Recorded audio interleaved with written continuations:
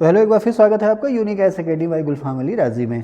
Current affairs का session चल रहा है और आने वाले 6 महीने तक 6-7 महीने तक जो भी एग्ज़ाम होंगे आप आज की डेट नोट कर लीजिए, चाहे वो आईएएस का एग्ज़ाम हो, स्टेट पीसीएस का एग्ज़ाम हो या कोई भी वनडे एग्ज़ाम हो, सभी के लिए क्लास यूज़फुल है। ओके, तो चलिए कहाँ तक हम पहुँच गए थे उससे आगे हम लोग शुरू करते हैं।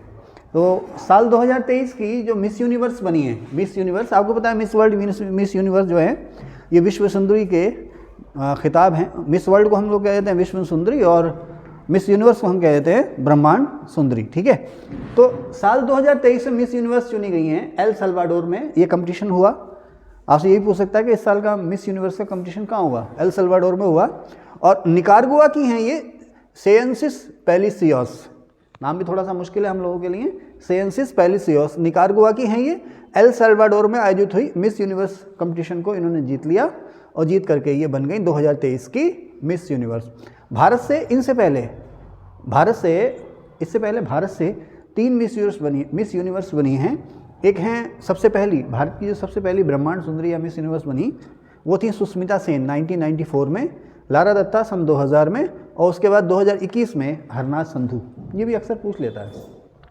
भारत की पहली मिस वर्ल्ड कौन है? रीता फारिया। भारत से बनी पहली मिस वर्ल्ड थी रीता फारिया। ओके, शांति, निःशस्त्रीकरण और विकास के लिए इंदिरा गांधी शांति पुरस्कार, ये इंदिरा गांधी मेमोरियल ट्रस्ट देता है जिसके अध्यक्ष हैं इंदिरा गांधी। तो शांति, निःशस्त्रीकरण और विकास के लिए इंदिरा गांधी पुरस्कार अंतर्राष्ट्रीय पुरस्कार है। ये देश विदेश के किसी व्यक्ति को दिया जा सकता है जिसने विश्व में शांति बढ़ाने के लिए, निःशस्त्रीकरण माने हथियारों की कटौती के लिए और डेवलपमेंट के लिए उल्लेखनीय काम किया हो, उसको ये अवार्ड दिया जाता है। तो 2022 के लिए ये अवार्ड है, लेकिन घोषित हुआ है नवंबर 2023 में। और 2022 के लिए अवार्ड दिया गया है उन वॉरियर्स को या उन वीरों को जिन्होंने कोविड से या कोविड-19 से लड़ने में एकदम फ्रंट वर्कर की भूमिका निभाई थी। और वो कौन थे? डॉक्टर और नर्सेस, है ना। तो इंडियन मेडिकल एसोसिएशन जो कि डॉक्टरों का संगठन है, भारतीय डॉक्टरों का संगठन, और trend nurses association of India जो कि भारतीय नर्सों का संगठन है, इन दोनों को कोविड-19 वॉरियर का प्रतिनिधि घोषित करते हुए इन दोनों को संयुक्त रूप से आईएमए और नर्सेस के संगठन को दिया गया है इंदिरा गांधी शांति, निःशस्त्रीकरण और विकास पुरस्कार 2022। ठीक है, आने वाले 1 साल तक आपसे ये पूछेगा कहीं ना कहीं। फिर एक फ्रांसीसी मैगजीन है फुटबॉल पत्रिका, जैसे इंडिया में खूब बिकती है क्रिकेट सम्राट, क्रिकेट की मैगजीन पढ़ी है कभी? अब तो खैर ऑनलाइन के चक्कर में, सोशल मीडिया के चक्कर में धीरे धीरे उसका सर्कुलेशन भी कम हो गया, गदरपुर में आपके आना ही बंद हो गई। तो क्रिकेट सम्राट एक मैगजीन है, किसी ज़माने में हम बहुत पढ़ते थे। तो उसी तरह से एक फ्रांसीसी मैगजीन है फुटबॉल की जिसका नाम ही है फ्रांसीसी फुटबॉल, फ्रांस फुटबॉल या फ्रांसीसी फुटबॉल पत्रिका, जिसका नाम है फ्रांसीसी फुटबॉल पत्रिका है। इस पत्रिका का, ये मैगजीन का नाम है फ्रांस फुटबॉल। ये जो है कई सारे अवार्ड देती है साल भर में। तो इसने ये अवार्ड देती है बैलन डी और बैलन डी और फेमिनिन। जो सबसे अच्छा फुटबॉल खिलाड़ी पुरुषों में होता है उसे बैलन डी और अवार्ड दिया जाता है, और जो महिलाओं में सबसे अच्छी फुटबॉल खिलाड़ी होती है उसे नाम दिया जाता है बैलन डी और फेमिनिन के नाम से। तो सबसे अच्छे फ्रांस फुटबॉल का, देखना फीफा भी देता है फुटबॉल की ट्रॉफी, ये फ्रांस फुटबॉल का है। तो मैगजीन फ्रांस फुटबॉल का बैलन डी और अवार्ड पुरुषों को जो दिया जाता है वो लियोनेल मेसी को दिया गया। किस देश के फुटबॉलर है ये? अर्जेंटीना के। और महिलाओं का ये अवार्ड जो है वो, जिसे हम नाम देते हैं बैलन डी और फेमिनिन, 2018 से शुरू हुआ ये, उससे पहले नहीं था महिलाओं के लिए, वो दिया है एइलाना बोनमाती को, स्पेन की फुटबॉलर है ये। और बैलन डी और अवार्ड सबसे ज़्यादा लियोनेल मेसी ने जीत लिया है, रिकॉर्ड 8 बार, सबसे ज़्यादा रिकॉर्ड 8 बार इन्होंने जीत लिया। अच्छा, एक लिटरेचर का अवार्ड होता है जिसे कहते हैं बुकर अवार्ड, लिटरेचर का अवार्ड है ये बुकर अवार्ड। तो वर्ष 2023 के लिए लिटरेचर का बुकर अवार्ड इंग्लैंड में दिया जाता है ये बुकर अवार्ड, ठीक है ना, एक बुकर और एक मान बुकर इंटरनेशनल। तो ये बुकर अवार्ड है, नवंबर 2023 में घोषित हुआ और ये अवार्ड वर्ष 2023 के लिए ही था। ये अवार्ड दिया गया है, एक उपन्यासकार हैं यानी कि जो नॉवेलिस्ट हैं, नॉवेल लिखते हैं, आयरलैंड के हैं पॉल लिंच। उनका नॉवेल है प्रॉफिट सॉन्ग। नॉवेल क्या है? Profit song. कहाँ के हैं? आयरलैंड के। क्या नाम है? पॉल लिंच को। इनको दिया गया है बुकर अवार्ड। ठीक है। अच्छा, कई सारे लोग अप्लाई करते हैं कि भाई हमारी किताब को भी आप रिकॉग्नाइज़ कीजिए। तो लास्ट में वो किताबें जो हैं शॉर्ट लिस्ट होती हैं, लास्ट में 5 या 6 किताबें शॉर्ट लिस्ट होती हैं, फिर उनमें से कोई एक चुनी जाती है। तो जो 5 या 6 किताबें शॉर्ट लिस्ट हुई थी उसमें से एक इंडियन ओरिजिन की लेखिका हैं चेतना मारू, ब्रिटेन की नागरिक हैं लेकिन ये भारतीय मूल की हैं, चेतना मारू। इनकी बुक है वेस्टर्न लेन। ये इनकी पहली ही बुक है वेस्टर्न लेन जो शॉर्टलिस्ट हुई थी इस अवार्ड के लिए। वनडे में नहीं पूछेगा, लेकिन आपसे सॉरी आईएएस में नहीं पूछेगा, नहीं आईएएस में पूछेगा, वनडे में शायद ये ना पूछे, लेकिन जहाँ पूछता है ना कौन सी बुक किसकी है तो यहाँ पर पूछ सकता है। वेस्टर्न लेन किनकी है? चेतना मारू की। ये भी सवाल बनता है कि चेतना मारू किस क्षेत्र से संबंधित हैं, किस देश की हैं, तो पढ़ना सब कुछ चाहिए, क्वेश्चन को किसी भी तरह से पूछ सकता है आपसे, ठीक है। अच्छा, एक होता है एमी अवार्ड, दूसरा international Emmy award. International Emmy award, तो इसमें हमारे एक स्टैंड अप कॉमेडियन है वीर दास और फिल्म प्रोड्यूसर डायरेक्टर है एकता कपूर। जानती हैं एकता कपूर? टीवी पे सास बहू के सीरियल बनाने के लिए फेमस हैं ये, ठीक है। तो इनको इंटरनेशनल एमी अवार्ड 2023 के लिए सम्मानित किया गया है, वर्ष 2023 के लिए। वीर दास, इनका जैसे आप देखते हो ना comedy nights with Kapil Sharma, तो किसका शो है वो? कपिल शर्मा का शो आ जाता है। तो आजकल स्टैंड अप कॉमेडी का खूब जोर है। आप लोग देखते हो ओटीटी की फुल फॉर्म क्या हुई? Over the top. आप लोग जो मोबाइल या नेट पे देखते हो ना सोशल मीडिया पे फिल्म वगैरह, उसको तो जैसे ZEE5 और क्या है हॉटस्टार वगैरह देखते हो ना मोबाइल फैन कोड, तो इन्हें कहते हैं OTT ऐप्स, ठीक है। तो वीर दास नेटफ्लिक्स पर एक OTT क्या हुआ? OTT साइट क्या हुई? नेटफ्लिक्स पर एक सीरीज रिलीज हुई थी जिसका नाम था वीर दास लैंडिंग। इनका एक कॉमेडी शो था, किसका? वीर दास का। तो इसके लिए सबसे अच्छे कॉमेडियन का और इसके अलावा एकता कपूर को, इन दो लोगों को ये अवार्ड मिला है। कौन सा? International Emmy award. ओके, ठीक है, आगे चलें। अब यहाँ पर मैंने कुछ चर्चित व्यक्तियों के नाम लिखे हैं। डेविड कैमरन, ये पहले ब्रिटेन के प्रधानमंत्री थे, अब से 6-7 साल पहले तक ब्रिटेन के यानी कि इंग्लैंड के प्रधानमंत्री थे। बाद में फिर इन्होंने इस्तीफा दे दिया और फिर राजनीति से किनारा कर लिया। अब फिर से राजनीति में आए हैं। और मज़े की बात यह है कि ब्रिटेन के पीएम कौन है बेटा इस समय? इंग्लैंड के प्रधानमंत्री कौन है? भारतीय ओरिजिन के हैं कोई? पता होना चाहिए, अखबार नहीं पढ़ते इसका मतलब। किसी को पता है ब्रिटेन के प्राइम मिनिस्टर कौन है इंग्लैंड के? भारतीय मूल के हैं, ऋषि सुनक, ठीक है ना। अगर तुम्हें ये नहीं पता है और जो लोग मेरा वीडियो देख रहे हैं उनको भी ये नहीं पता है तो ये गंभीर स्थिति है, ठीक है ना। इसका मतलब आप लोग दिन दुनिया से बिल्कुल ही कटे हुए हैं। अखबार ज़रूर पढ़ें, नहीं तो भूल जाए कंपटीशन को, ठीक है। खैर, तो इंग्लैंड के प्रधानमंत्री हैं ये ऋषि सुनक। इंग्लैंड में भारतीय मूल के पहले हिंदू पीएम ऋषि सुनक हैं। ओके, तो ऋषि सुनक ने अब इन्हें अपनी सरकार में विदेश मंत्री बनाया, डेविड कैमरून को। ऐसा पूछ भी सकता है कि कोई जो कभी इस देश के प्रधानमंत्री रहे थे अब विदेश मंत्री बने हैं। कौन बने हैं? डेविड कैमरून, ब्रिटेन के या इंग्लैंड के प्रधानमंत्री बने हैं। क्रिस्टोफर लक्सन, ठीक है, इनकी पार्टी का नाम है नेशनल पार्टी। क्रिस्टोफर लक्सन, इनकी पार्टी का नाम है नेशनल पार्टी। ये न्यूजीलैंड के नए प्रधानमंत्री बने हैं। कौन? क्रिस्टोफर लक्सन, न्यूजीलैंड के नए प्रधानमंत्री बने हैं, ठीक है। जेवियर मिलेई, ये अर्जेंटीना के नए राष्ट्रपति बने हैं। याद करना पड़ेगा इनको, है ना। अच्छा, आलोक शर्मा, एक होता है स्पेशल प्रोटेक्शन ग्रुप SPG, जो कि भारत में BBIP, प्रधानमंत्री राष्ट्रपति जैसे जो BBIP हैं उन्हें सिक्योरिटी देता है, उसे कहते हैं SPG, स्पेशल प्रोटेक्शन ग्रुप। और 1984 में जब पूर्व प्रधानमंत्री इंदिरा गांधी की हत्या हुई थी उसके बाद इसका गठन हुआ था SPG का। तो SPG के नए मुखिया बने हैं आलोक शर्मा। आपको पता है राइट टू इन्फॉर्मेशन, RTI जिसे आप कहते हो ना, सन 2005 में भारत में सूचना अधिकार लागू हुआ था।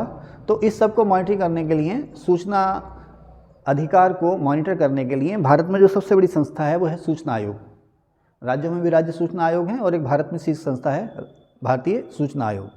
अब भारतीय सूचना आयोग में एक अध्यक्ष होता है जिसे हम कहते हैं मुख्य सूचना आयुक्त, और उसके अलावा अधिकतम 10 अन्य आयुक्त हो सकते हैं। जैसे कहते हैं ना सुप्रीम कोर्ट में एक चीफ जस्टिस होते हैं और 33 अन्य जज हो सकते हैं। तो जो केंद्रीय सूचना आयोग है उसमें मैंने यहाँ लिखा भी होगा, मैंने यहाँ लिखा भी है, एक तो अध्यक्ष होता है जिसे हम मुख्य सूचना आयुक्त कहते हैं और 10 अन्य उसमें आयुक्त हो सकते हैं, यानी कि सूचना आयोग के सदस्य हो सकते हैं। एक बार में अधिकतम 11 हो सकते हैं, लेकिन इस समय कितने हैं? एक मुख्य सूचना आयुक्त और 2 अन्य सदस्य हैं। इस समय कुल 3 लोग हैं इसमें, ठीक है ना। हो सकते हैं 11 सकते हैं, लेकिन इस समय कितने हैं? इसमें 3 हैं। तो खैर, अब मुख्य सूचना आयुक्त जो नए बने हैं CIC, चीफ इंफॉर्मेशन कमिश्नर, ठीक है ना। CIC माने एक होता है CEC, चीफ इलेक्शन कमिश्नर, ये है CIC, चीफ इंफॉर्मेशन कमिश्नर। मुख्य सूचना आयुक्त जो बने हैं नए वो है हीरालाल समरिया। ये हमारे देश के 12वें मुख्य सूचना आयुक्त हैं और दलित समुदाय से आने वाले पहले मुख्य सूचना आयुक्त हैं, ठीक है। अच्छा, अब जो सूचना आयुक्त और मुख्य सूचना आयुक्त होते हैं उनका कार्यकाल होता है या तो 65 साल अधिकतम या फिर 3 साल, उसमें से जो भी पहले ख़त्म हो जाए। 65 साल की उम्र से ज़्यादा आप अपने पद पर नहीं रह सकते और अधिकतम 3 साल से ज़्यादा अपने पद पर नहीं रह सकते। ठीक है। अच्छा, अब एक सवाल आपसे और पूछ सकता है कि जो ये सूचना आयुक्त नियुक्त होते हैं, इनको नियुक्ति कौन करता है? तो इनकी नियुक्ति जो है एक समिति करती है, चाहे वो मुख्य सूचना आयुक्त हों या अन्य सूचना आयुक्त हों, इनकी नियुक्ति एक समिति के द्वारा होती है। उस समिति के जो चेयरमैन होते हैं प्रधानमंत्री होते हैं। उस समिति में प्रधानमंत्री चेयरमैन होते हैं। इसके अलावा जो विपक्षी पार्टी होती है केंद्र में, लोकसभा में विपक्षी पार्टी जो होती है उसके नेता, लोकसभा विपक्षी पार्टी के नेता उसमें शामिल होंगे। इसके अलावा एक और मंत्री होंगे प्रधानमंत्री, जिन्हें नॉमिनेट करेगा। एक ऐसे मंत्री जिन्हें प्रधानमंत्री नॉमिनेट करेगा। मैंने यहाँ गलत लिखा है, पीएम द्वारा नॉमिनेट मंत्री नहीं, यहाँ पर होना चाहिए विधि मंत्री, केंद्रीय कानून मंत्री, केंद्रीय कानून मंत्री। ये 3 लोग इसमें मेंबर होते हैं। ठीक है। इन 3 लोगों की सर्वसम्मति से ये चुनाव आयुक्त जो है बनाए जाते हैं। अब देखो, हाल फिलहाल में आपने देखा होगा, मुख्य चुनाव समझते हैं, चुनाव आयोग जानते हैं? चुनाव आयोग, इलेक्शन कमीशन। भारत में राष्ट्रपति, लोकसभा, राज्यसभा, विधानसभा, विधान परिषद के चुनाव जो संस्था कराती है उसे केंद्रीय निर्वाचन आयोग कहते हैं, है ना, सेंट्रल इलेक्शन कमीशन। समझ गए? केंद्रीय चुनाव आयोग उसको कहते हैं। अच्छा, ये जो चुनाव आयोग था, इसमें 1989 से पहले तक एक ही अध्यक्ष और एक ही सदस्य होता था, यानी कि वही सदस्य था, वही अध्यक्ष था। केंद्रीय चुनाव आयोग का जो चीफ था वो केवल एक था, उसमें अन्य सदस्य नहीं होते थे। लेकिन 1989 के बाद क्या हुआ है कि उससे पहले क्या हुआ कि राजीव गांधी जी ने जो वोट देने की उम्र सीमा थी वो 21 साल से घटा करके 18 साल कर दी थी। तो उसके बाद आबादी भी हमारी खूब बढ़ी है, तो इलेक्शन कमीशन का जो दायरा यानी काम जो था बहुत बढ़ गया था। इलेक्शन कमीशन का काम बहुत बढ़ गया। तो अब जो इलेक्शन कमीशन का मुखिया है, अध्यक्ष है, उसके भार को कम करने के लिए ये तय हुआ कि इसमें भाई 3 अन्य सदस्य भी नियुक्त किए जाएंगे। चुनाव आयोग में एक होंगे मुख्य निर्वाचन आयुक्त और 3 इसमें अन्य आयुक्त होंगे। तो इस तरह से अब इसको हम कहते हैं भारत का चुनाव आयोग या निर्वाचन आयोग। अभी जब इलेक्शन आएगा ना लोकसभा का, तो आप रोज़ खबरों में चुनाव आयोग ही पढ़ोगे आप, है ना। तो अब 1991 में एक्ट बना और उस एक्ट से चुनाव आयोग को बहुसदस्यीय बना दिया गया। बहुसदस्यीय का मतलब इसमें एक से ज़्यादा सदस्य होंगे। उसी एक्ट में इसके बारे में, यानी कि इसकी सैलरी कितनी होगी, इसका टेन्यूर यानी कार्यकाल कितना होगा, ये भी तय किया गया। लेकिन इसका अपॉइंटमेंट कैसे होगा, जो मुख्य सूचना आयुक्त हैं या अन्य सूचना आयुक्त हैं, इनका अपॉइंटमेंट कैसे होगा, इसके बारे में कुछ क्लियर या स्पष्ट नहीं था। सरकार द्वारा इसकी नियुक्ति की जाएगी, यही था, लेकिन किस तरह से इसकी नियुक्ति होगी इसके बारे में कुछ क्लियरेंस था नहीं। तो सुप्रीम कोर्ट ने गाइडलाइन जारी की सरकार को कि भाई हम ये चाहते हैं कि ऐसा हो। आदेश जारी नहीं किया, निर्देश जारी किया, गाइडलाइन जारी दी कि आप लोग ऐसा कानून बनाओ कि जो चुनाव है, लोकतंत्र में सबसे महत्वपूर्ण है स्वतंत्र और पारदर्शी चुनाव। ये कल सुप्रीम कोर्ट ने भी कहा है चंडीगढ़ मेयर मामले में कि लोकतंत्र में सबसे महत्वपूर्ण है स्वतंत्र और पारदर्शी चुनाव, यानी कि बेईमानी रहित, पूरी तरह से ईमानदार चुनाव। तो अब धीरे धीरे ये हुआ कि भाई चुनाव आयोग जो है ईमानदारी से अपना काम कर सके और किसी भी दबाव में, वो किसी के भी दबाव में, किसी भी दबाव में वो काम ना करे। तो सुप्रीम कोर्ट ने कहा कि जो मुख्य चुनाव आयुक्त और अन्य चुनाव आयुक्त हैं, उनकी जो नियुक्ति होगी वो एक समिति करेगी। उसमें प्रधानमंत्री होंगे।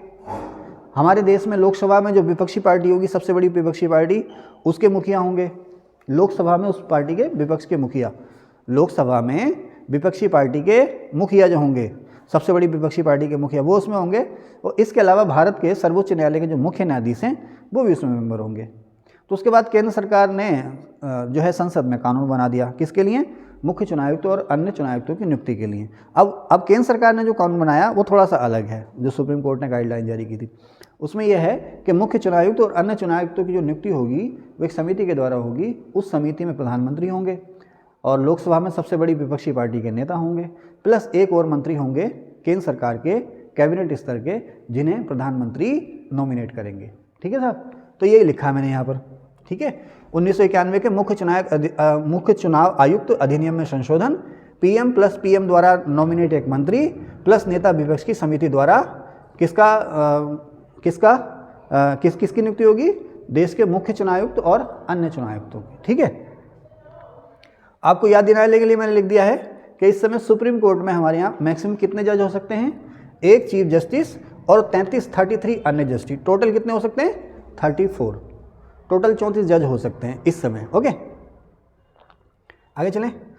न्यायमूर्ति फातिमा बीबी, ये केरल हाईकोर्ट में जज बनी थी, उसके बाद भारत के सर्वोच्च न्यायालय में जज बनने वाली ये पहली महिला थी। ठीक है ना। 1989 में सुप्रीम कोर्ट में ये जज बनी थी और भारत के सुप्रीम कोर्ट में जज बनने वाली ये पहली महिला थी।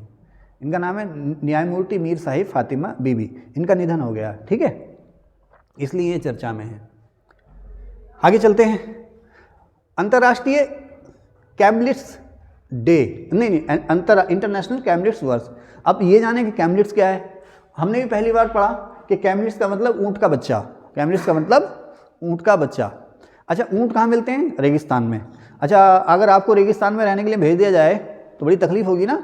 जैसे हम लोग तराई में रहते हैं ना, तो हर तरफ प्लेन एरिया, पानी की कमी नहीं है ना, मौसम भी 3 मिलेंगे आपको। अब गर्मियाँ शुरू हो गई है ना, फरवरी मार्च बड़ा अच्छा कटेगा, अप्रैल भी ठीक कटता है, मई जून में फिर पसीने, है ना, मई जून में पसीने, फिर जुलाई अगस्त राहत ले आती है ना। सितंबर की उमस सताती है, सितंबर में उमस बहुत होती है। फिर 15 सितंबर के बाद मौसम आमतौर पर फिर राहत वाला होता है। फिर अक्टूबर नवंबर में मज़े ही मज़े, फिर दिसंबर जनवरी है ना। लेकिन आमतौर पर हमारे यहाँ जीवन थोड़ा सा आसान है ना। वैसे तो जीवन आसान है ही नहीं, लेकिन आमतौर पर आसान है ना, क्योंकि अलग अलग मौसम हमें देखने को मिल जाते हैं। खाने पीने की कमी नहीं है, जो नाकारा है, नालायक है, उसके लिए तो कमी है, लेकिन जो कर्मठ है उसके लिए यहाँ पर कोई कमी नहीं है, ना रोजी रोटी की ना रोज़गार की, है ना। लेकिन बेटा डेजर्ट में चले जाओ, घने जंगलों में चले जाओ, ऊंचे ऊंचे पहाड़ों पर चले जाओ, जीवन बड़ा कठिन है वहाँ पर, है ना। पहाड़ घूमने के लिए जाओ तो बड़े अच्छे लगते हैं 2-4 दिन, लेकिन अगर रहना पड़ जाए तो वहाँ के बाशिंदों से पूछो। सबसे बड़ी समस्या पहाड़ों पर जो है वो है एजुकेशन, हेल्थ और पानी की, सबसे बड़ी समस्या, है ना। यही स्थिति रेगिस्तानों में भी, डेजर्ट में भी, है ना। तो अब जो रेगिस्तान के जो लोग हैं, वो वहाँ का जो इकोसिस्टम है बहुत ही कठिन है, और ऊँट जो हैं वहाँ के लोगों के रोजी रोटी का ख़ास जरिया है। तो इन्हीं को संरक्षण देने के लिए, इन्हीं के महत्व को बढ़ावा देने के लिए, या ऊँटों के लिए जागरूकता पैदा करने के लिए संयुक्त राष्ट्र संघ ने वर्ष 2024 को इंटरनेशनल कैमिलेट्स ईयर घोषित किया है। यानी कि 2024 वर्ष जो होगा, यूएनओ ने किसका घोषित किया है? ऊँट के बच्चे का वर्ष। ये चाहे आईएएस का सवाल पेपर देने जाना या वनडे का, हर जगह पूछेगा आपसे, ठीक है। अच्छा, ओके, आगे चले। नेपाल में भूकंप आया 8 नवंबर को नेपाल में भूकंप आया। रिक्टर स्केल पर इसकी तीव्रता थी 6.4 और इस भूकंप का केंद्र था बोरकोट, ठीक है। अच्छा, 9वां मित्र शक्ति। ये मित्र शक्ति क्या है? भारत और श्रीलंका की सेना के बीच हुआ युद्ध अभ्यास है। भारत और श्रीलंका की सेना के बीच हुआ युद्ध अभ्यास है, जो कि हुआ पुणे में, ठीक है ना, जिसको नाम दिया गया मित्र शक्ति, ठीक है। मीराबाई, आपको पता है भगवान श्री कृष्ण की अनन्य भक्त थी मीराबाई। वर्ष 2023 जो है इनका 525वां जयंती वर्ष था। 2025 बोल गया मैं, बस 2023 ही बोला। वर्ष 2023 जो है इनका 525वां जयंती वर्ष था। तो इस उपलक्ष्य में मथुरा से हमारे प्रधानमंत्री और उत्तर प्रदेश के मुख्यमंत्री दोनों ने मिलकर एक साथ मथुरा से 525 रुपये का एक डाक टिकट और 525 रुपये का ही एक सिक्का इनकी याद में जारी किया, ठीक है। कहाँ से जारी किया, कितने का जारी किया, क्या किया, और मीराबाई की कितनी भी जयंती थी? 525वीं जयंती थी, ठीक है। तो चलिए इस पार्ट में बस इतना ही, मिलते हैं आपसे नेक्स्ट पार्ट में। Thank you. इसका स्क्रीनशॉट लेना चाहें तो ले लीजिए आप लोग।